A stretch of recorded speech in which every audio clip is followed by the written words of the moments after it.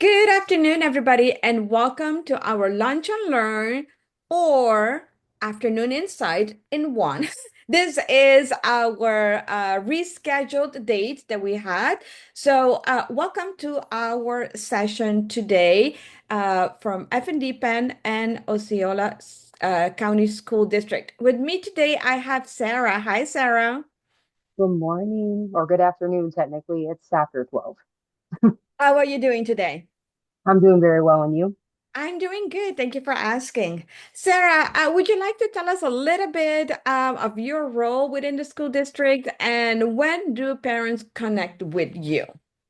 Absolutely. I'm going to introduce myself completely. My name is Miss McKinney, Sarah McKinney. I'm the school relations specialist for the ESC department with the school district of Osceola County.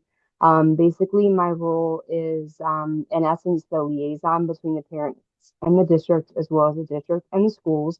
Um, as far as when I have interaction with parents, it happens in a wide variety of ways. Indirect contact would be through scheduling of parent workshops similar to this one, working with F&D as well as other community organizations to provide parents and families and other and caregivers with resources that would benefit them and their students and families. More directly, I actually have the opportunity to reach out on a monthly basis to parents of students who are recently staffed with our department, just to make sure that they're aware we're here as a resource if they might need anything, just to kind of set up that first positive contact, just to try to make sure that they're aware that we're here if they might need anything. So that's kind of me in a nutshell. I mean, obviously I do other things, but those are two main components of my job. Thank you for that. And I always like to share is that Sarah is in charge of the wonderful social media posts that we Mhm. see, which I love. So that's why I always mention it when you forget to I say. appreciate that. Yes, that's all.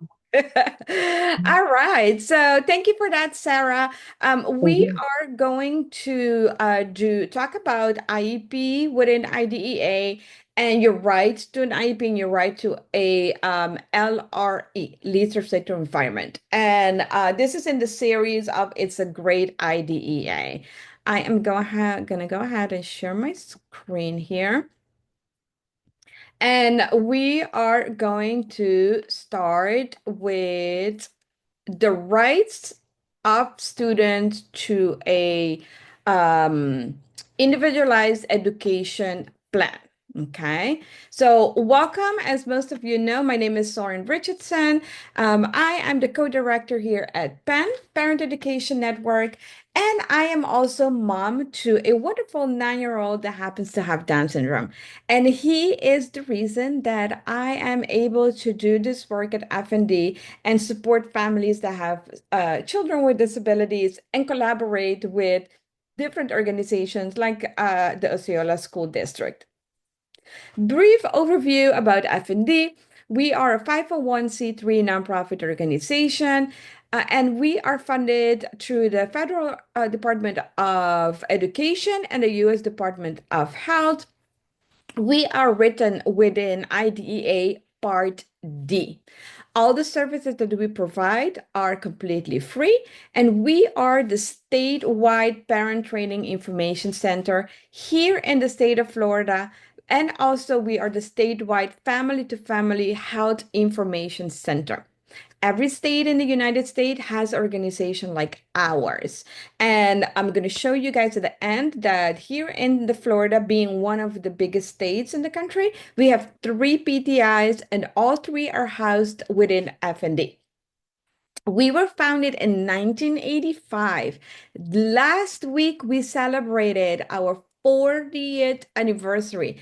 40 years we have been doing this work in Florida. And we were founded by a group of parents that have children with disabilities.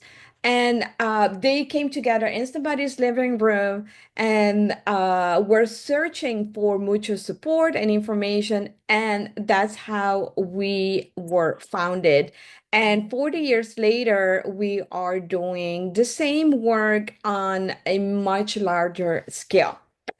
We serve families that have individuals with disabilities from birth up to age 22 or that are at risk of a disability.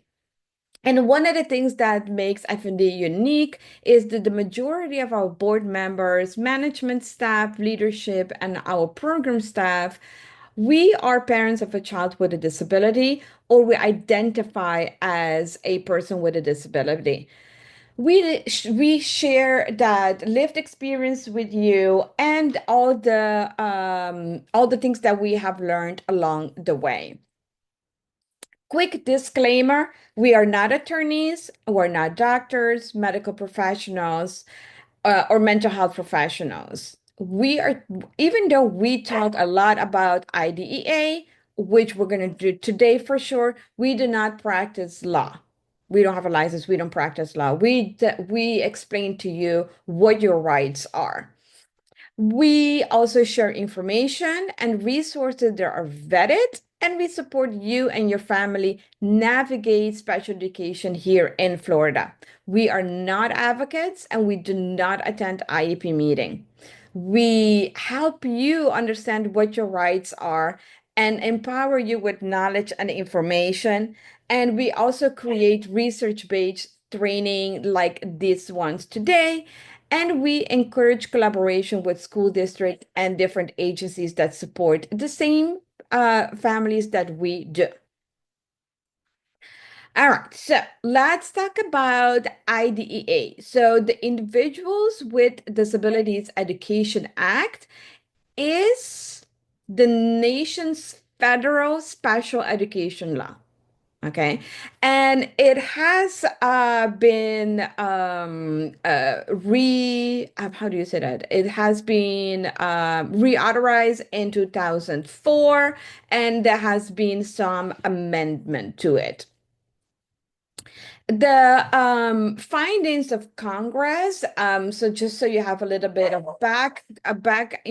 backstory on IDEA, is the findings that Congress have is that disability is a natural part of the human experience and in no way diminish the right of individuals to participate in or to contribute to society.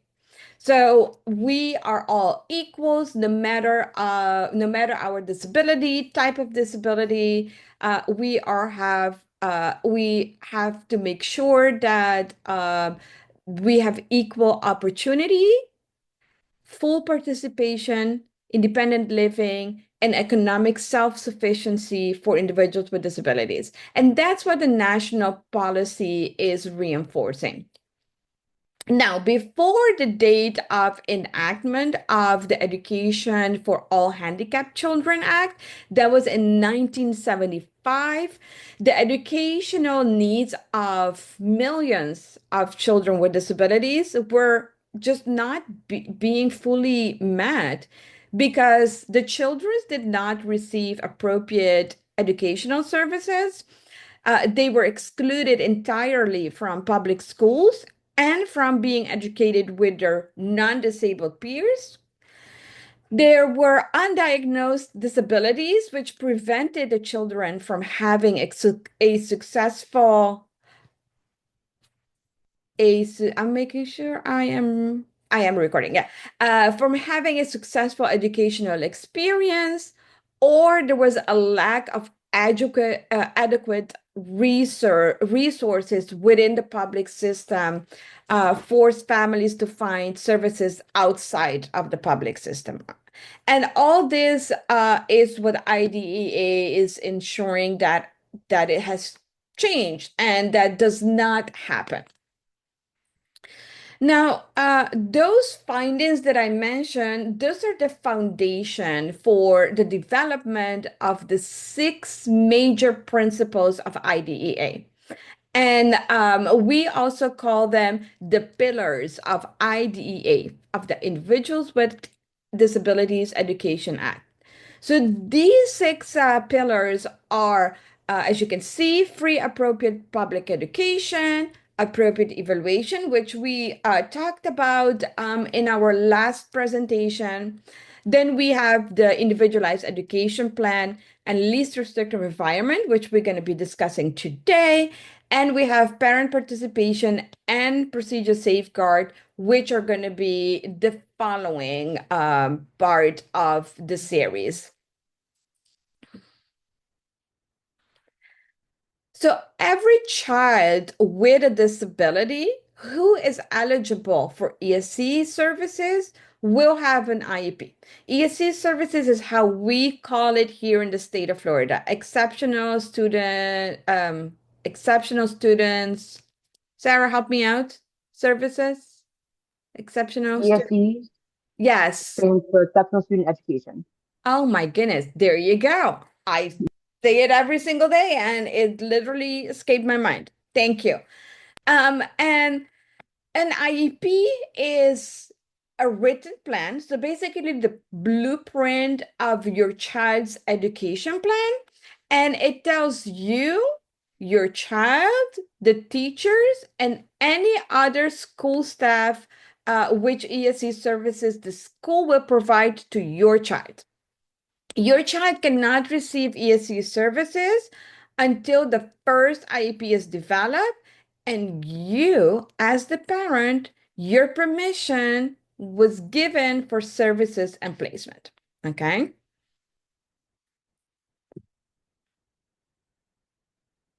The IEP. So IEPs are developed during IEP meetings and they are written. Okay, so you will get a written notice from the school before each IEP meeting. The notice will tell you the day, the time, and the place that they suggest the meeting. So whether it's in person or virtual, which location. It will also tell you exactly who will be there, and they have to tell you who's going to be there and why is the meeting being held. And usually you can see purpose of the meeting, and that's where you can see that. And that's how you can be prepared for the meeting. So the school staff want your help, obviously, in writing the IEP because you know your child best, and together with the data from the school, they can get a complete picture of your child.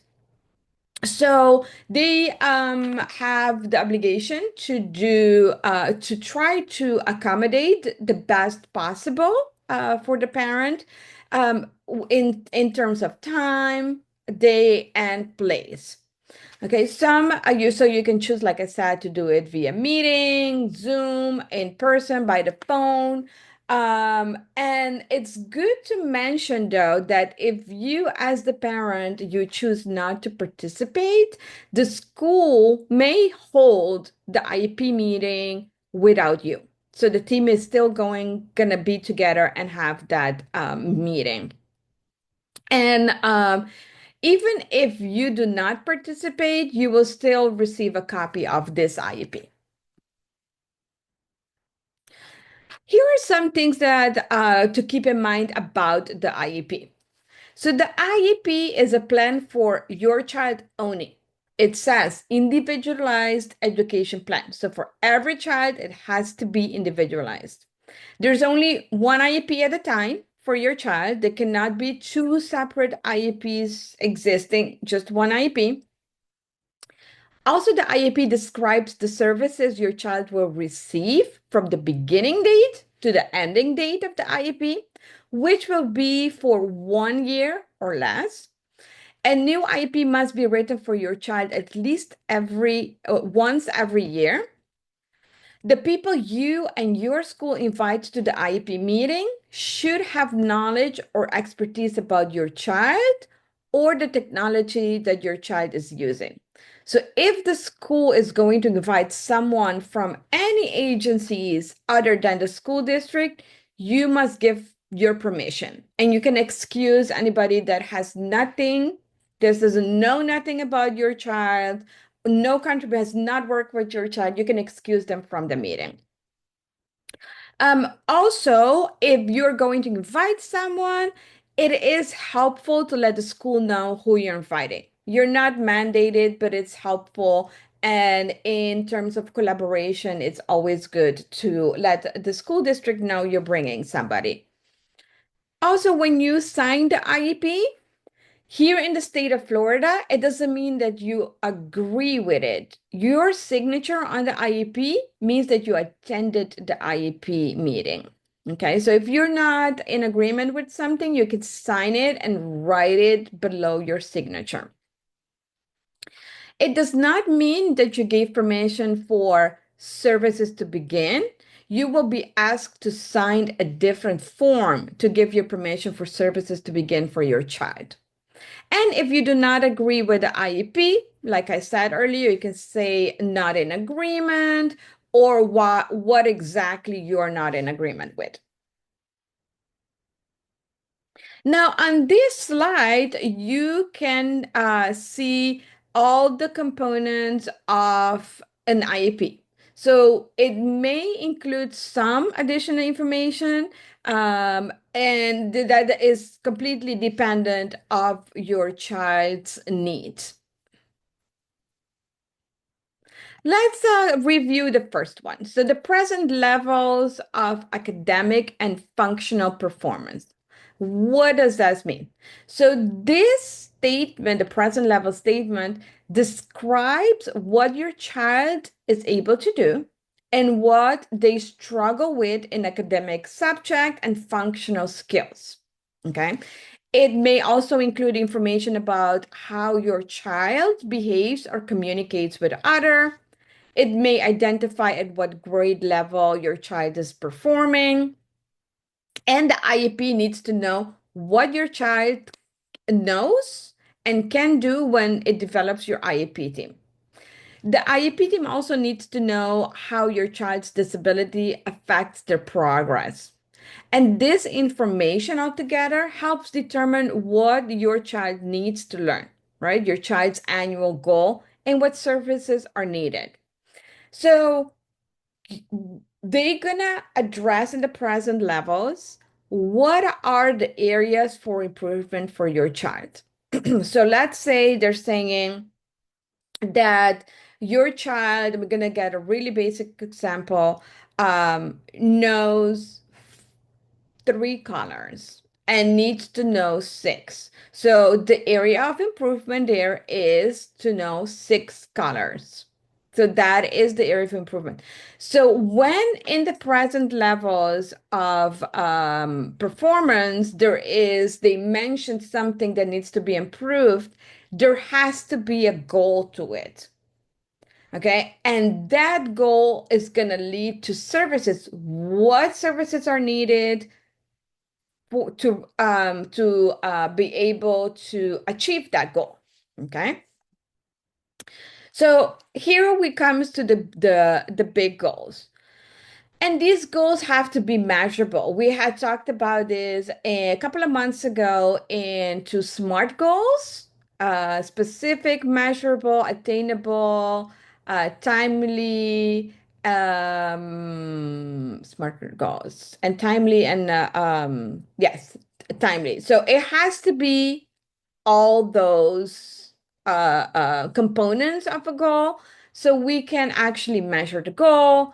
Is it attainable? Is it realistic? And all that, those components. The goals state what your child needs to learn in order to progress in the general education and to meet other needs related to their disability. And like I said, these goals are based on the present level statements, okay? And an IEP may contain one goal or more annual goals. And this is going to describe what the child needs to learn within the year. So if it's six different colors, then that is going to be the annual goal. It has to be measurable. And this means that the goal is going to be written so that at the end of the year, the IEP team can tell if your child has learned what was expected. Obviously reasonable. And this is very, very important. So the team has to dream big, like it says on the slide. We should not plan too much, too big, but also not too little. We have to have high expectations and reasonable expectations. Okay. Now, for older students from 12 and up is when we start talking about transition. And then we have to include goals related to the student's transition to life after high school. All right, so we have annual goals, and then we also have benchmarks or short-term objectives for your child's IEP. And benchmarks and short-term objectives are only required for students who take the Florida alternate assessments. And for other students, they're optional. I do have to say that I do find short-term objectives very, very helpful because sometimes a goal can be very big and we can break it down in in smaller steps. Except for reading, right? We have different components of reading. We have comprehension, fluidity, and I really like having short terms objective into my IEP. And this is decision that the IEP team is going to make together. Benchmarks are major milestones between the present level of performance and the annual goals. And the short-term objectives are similar, but like I said, smaller steps. So throughout the year, you and the school will be able to keep track of how well your child is doing.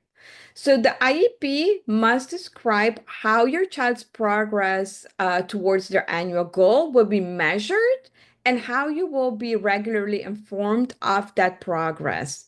And it will also describe how often you will receive about your child's progress. So when you look in your IEP and you look at the annual goals, at the goals that's by domain, you're going to be able to see how are they going to be doing the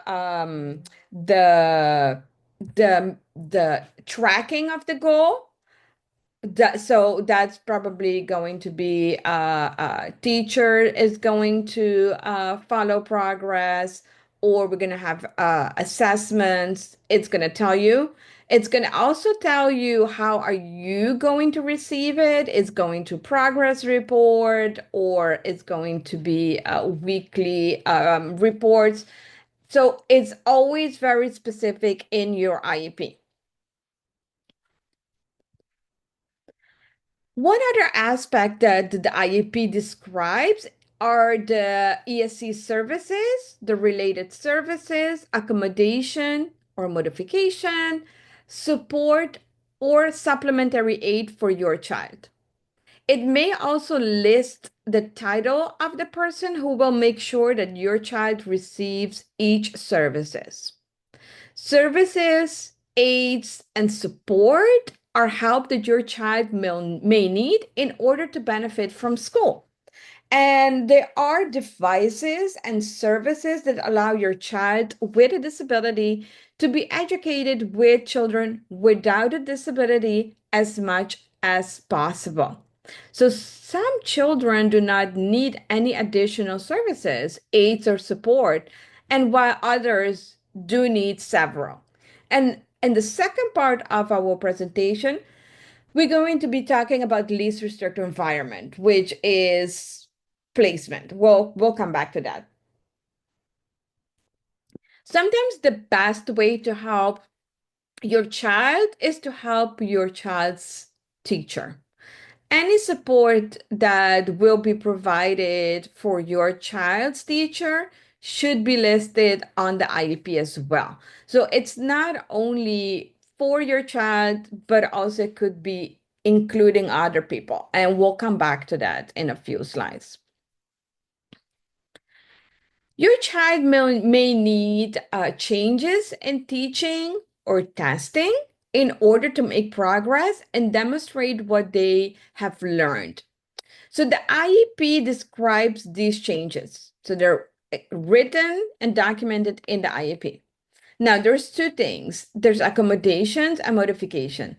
Accommodations are changes the way a student accesses instructions and demonstrates what they know. And students who needs accommodations but not modification usually works with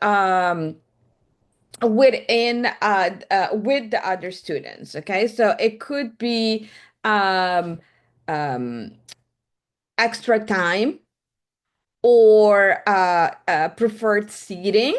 Okay. So accommodations are usually implemented before the IEP team decides or considers modifications. And modifications are changes in what a student is expected to learn. Here in Florida, we call that the access point. So it's an alternative curriculum. It's the same subjects, but it changes the content, okay? And also it changes the requirement and the expected level of mastery. I also wanted to mention that modification are or what I said it's called access point are usually only reserved for those students with the most significant cognitive disabilities.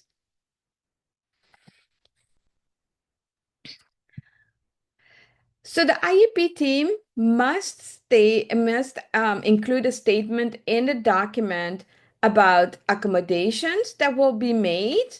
If it's not in the IEP, there is not a requirement to apply those accommodations, so they have to be in the IEP.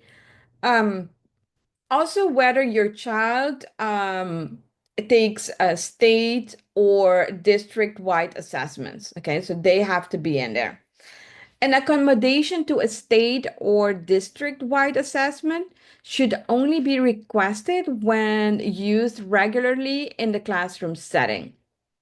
So if your child is using an accommodation in the classroom that is not allowed for state assessment, because that is also that can be the case, you must sign a form that describes the accommodation and tell you which test will not allow it to use.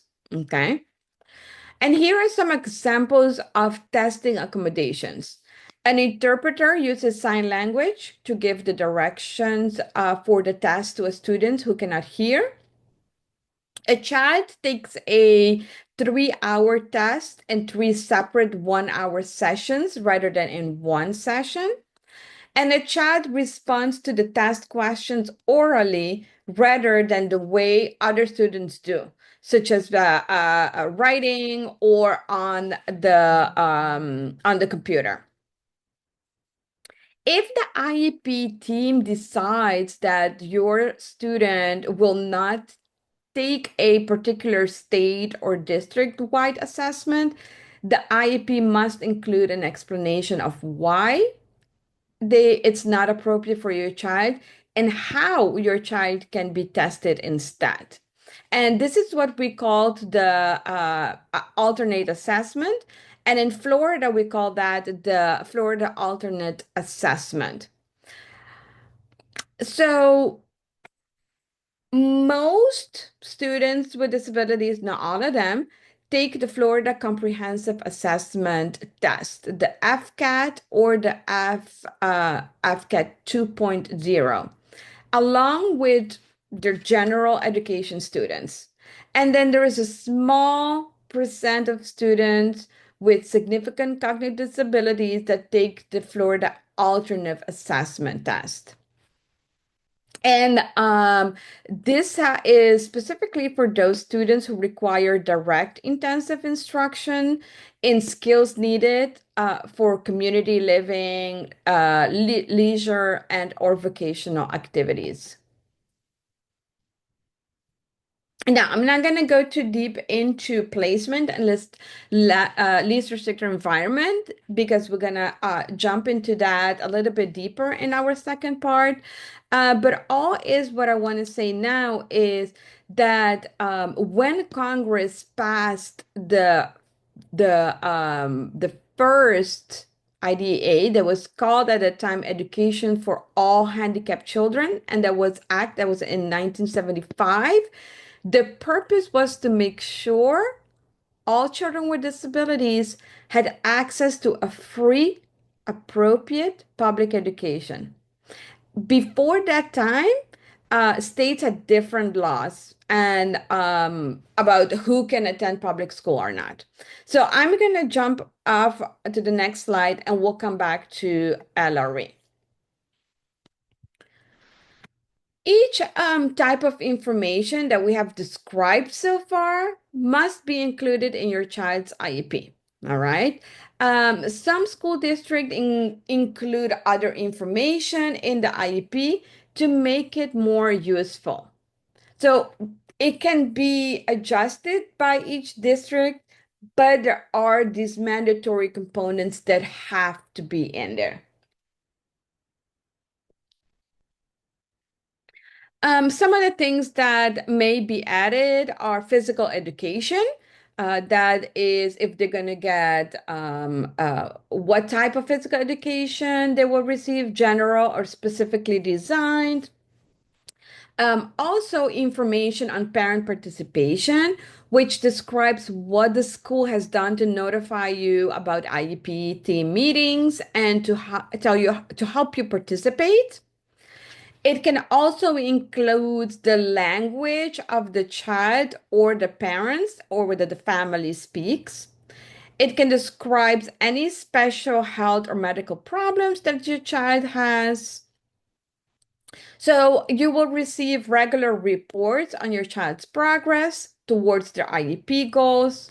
And as your child grows and changes and is learning and is achieving their goals, you and your IEP team are going to be learning about your child, and then the IEP can be amended or completely changed. The best thing is to work together and collaborate and find ways to make the IEP more useful and successful. Transition IEP. The federal law says that transition has to start at age 16. In Florida, we decided that transition is going to start at age 12, which means that we have more time to prepare our students. So when 12th year comes around or seventh grade, whichever comes first, the IEP team has to start identifying interest and needs and anything that the student may need to prepare them for life after high school. Now, on this screen, you're going to see a one-pager that we share oftentimes with families and professionals, that we oftentimes share with you. We are going to be putting it on on the small flyer, and you can also find those on our website, but you're going to be getting that one. All right, so I am going to jump to our second part of this presentation. So here we can see, give me 1 second. I want to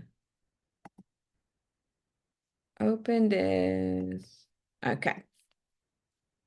All right, so we are going back to the pillars of IDA, the 6 major pillars. So we have talked about these first 3. So we are going to jump in the least restrictive environment right now.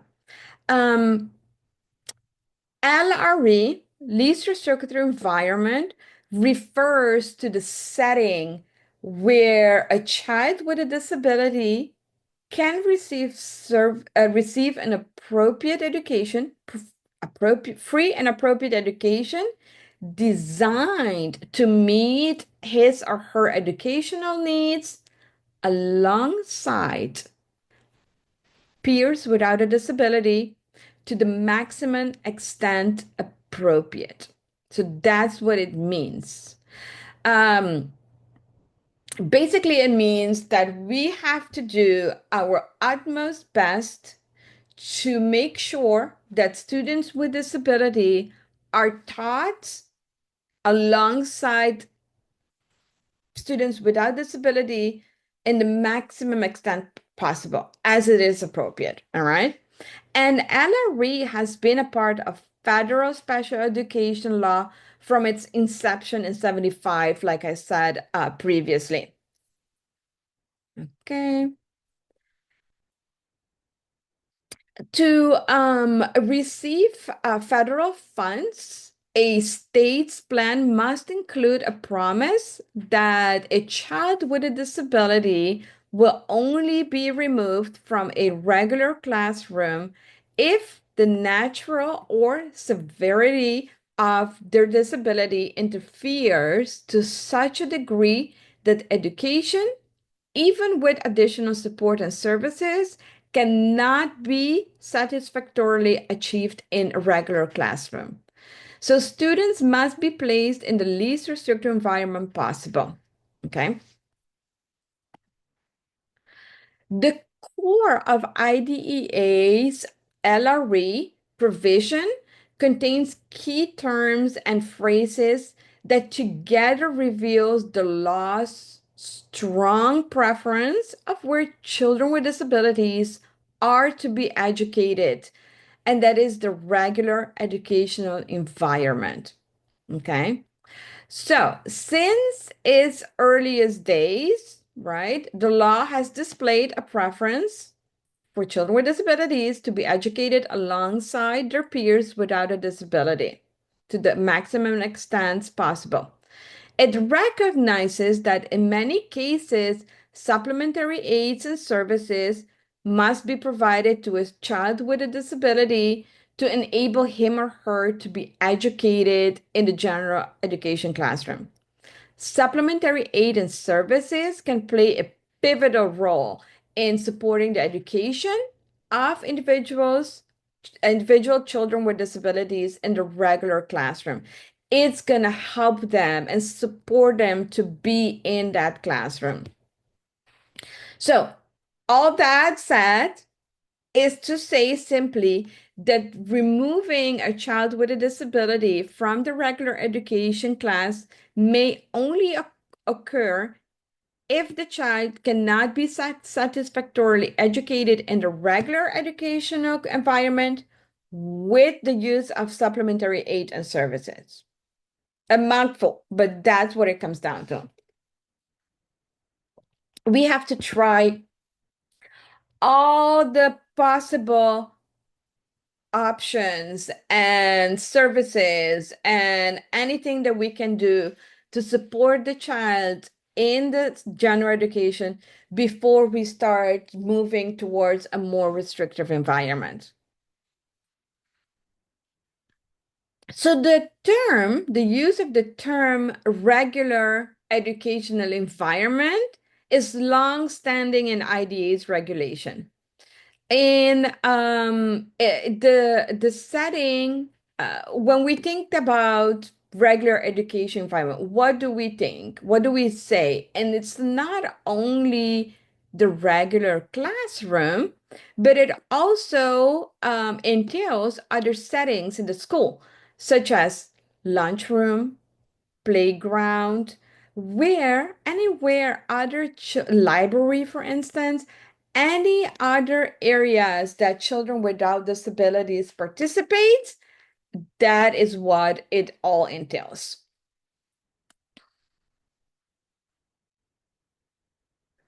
Now, there isn't a specific standard or level established within IDEA for determining what it means for the education of a child with a disability to be achieved satisfactorily. Rather, each child's IEP is a measuring tool. The IEP team determines if a child's education is appropriate and if it's being achieved satisfactorily.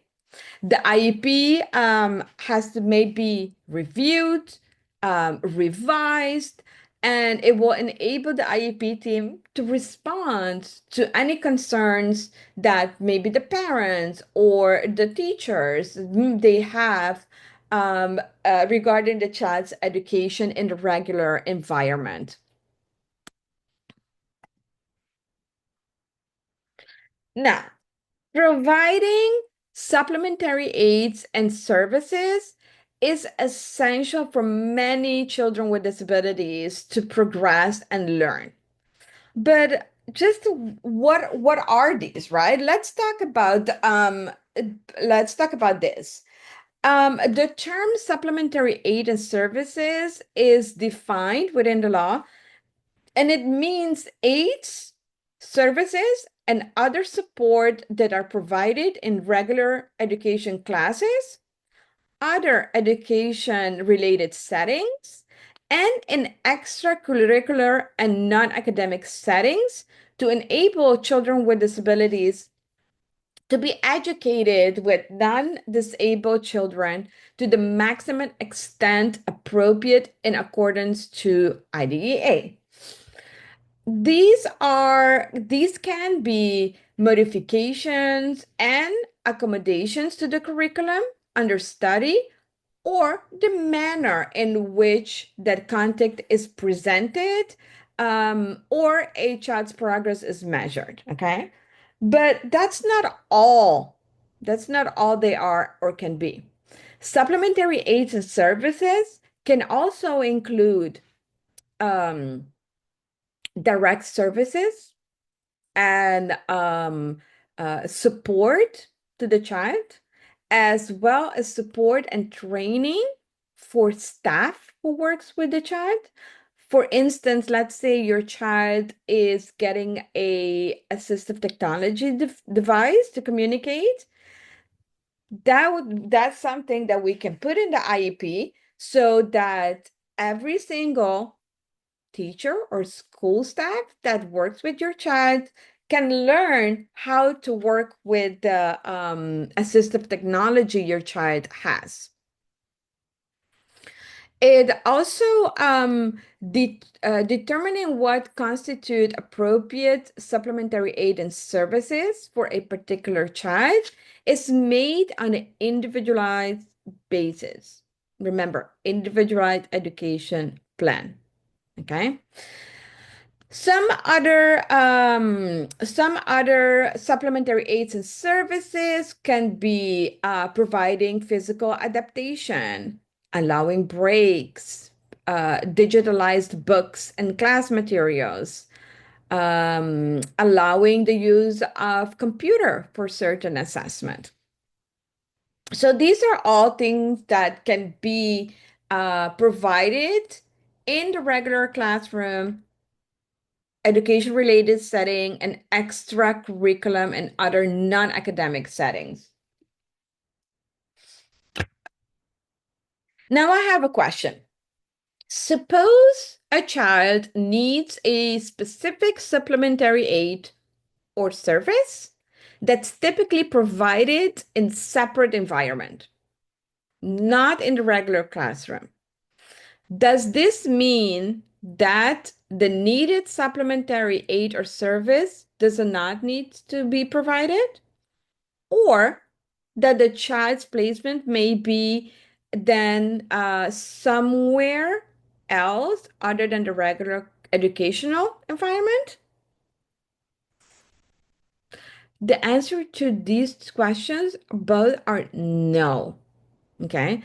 The school system is responsible for providing the supplementary aid and services that the IEP team determines that is needed for the child in the regular education setting, unless it's not appropriate for the child. Who decides placement? This is you, the parent, and the rest of the IEP team. Together, based on your child's needs is what is going to be determining together what the placement is going to be. Okay.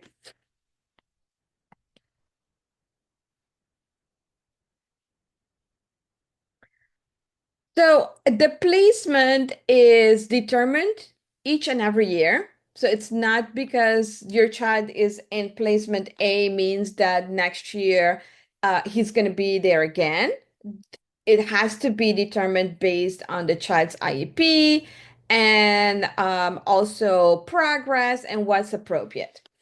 The placement, so each and every year, based on the IEP, it has to be as close as possible to the child's school and places the child in the school he or she would normally attend if they were not disabled, meaning they're homeschool. Okay. Um, also, okay, no, that's it. Now, here, the IEP team will work together to identify services and support that will help your child succeed in general classes and also in other activities at the school.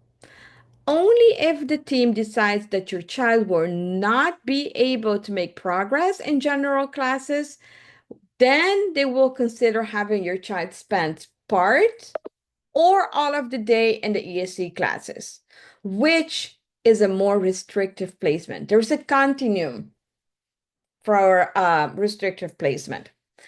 And then here we can see on the screen, you can see the continuum of the placements. So the first one is the general education, and this is all subjects with special instructions, materials, technologies, services, accommodation, or curriculum modification. They're all in here.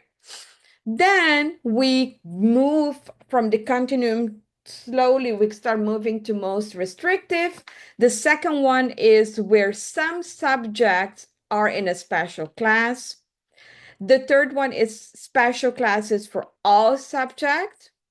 Then we're going to more restrictive, special school the whole day, special place to live. This is like residential and instruction at home, which we know is hospital homebound. So, although parents are part of the group determining if a child's place, where the child is going to be placed, the parents need to be informed of placement of the decision. And this is what we call a prior written notice. So this notice must be provided to parents within the language that they understand. It has to be understandable. It has to be in their native language. And also, it has to be containing some key elements.